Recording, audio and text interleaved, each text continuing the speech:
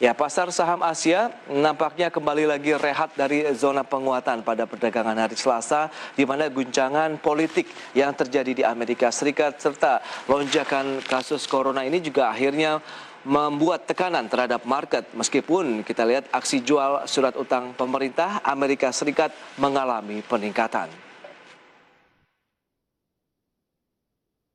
Ya, kita akan cermati di mana aksi jual ini meluas karena para investor memperhitungkan anggaran belanja pemerintah Amerika yang cukup besar. Di sisi lain ada ketidakpastian politik yang akhirnya melemahkan suasana ketika Partai Demokrat memperkenalkan resolusi untuk mendakwa Presiden Donald Trump karena menghasut pemberontakan menyusul serangan kekerasan di Capitol Hill pada pekan lalu. Ya, para investor juga terbebani kekhawatiran bahwa valuasi saham sudah terlalu tinggi di saat sebagian besar dunia bergulat dengan pandemi COVID-19 yang semakin memburuk. Yield obligasi pemerintah Amerika Serikat untuk tenor 10 tahun di level 1,15%, tertinggi sejak Maret tahun lalu, dan hal ini dinilai dapat membahayakan situasi saat ini. Sementara itu pemirsa, bursa saham di Korea Selatan ke zona merah. Kita lihat Kospi ini mengalami pelemahan, kemudian pasar saham di Jepang justru berjaya dengan indeks Nikkei 225 yang mengalami penguatan ke level 28.164. Kemudian saham China juga bangkit saat akhir perdagangan. Di sisi lain juga pemirsa, pasar saham di wilayah Hong Kong juga bergerak ke zona hijau.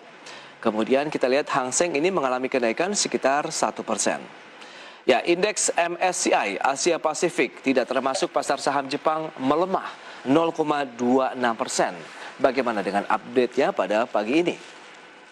Ya, selengkapnya bisa Anda saksikan kembali di layar televisi Anda. Ini pergerakan bursa Asia dengan beberapa yang sudah buka, seperti di indeks Nikkei Jepang ya, naik 0,15% ke level 28.207. Kemudian Kospi Korea Selatan juga dibuka menguat 0,19 di level 3.131. Sementara pada penutupan kemarin Hang Seng Hong Kong masih dalam posisi naik 1,32%. Kemudian Straits Times Singapura mengalami pelemahan 0,23%. Ya, bergerak mix nampaknya untuk pergerakan bursa regional, sementara indeks harga saham gabungan bagaimana?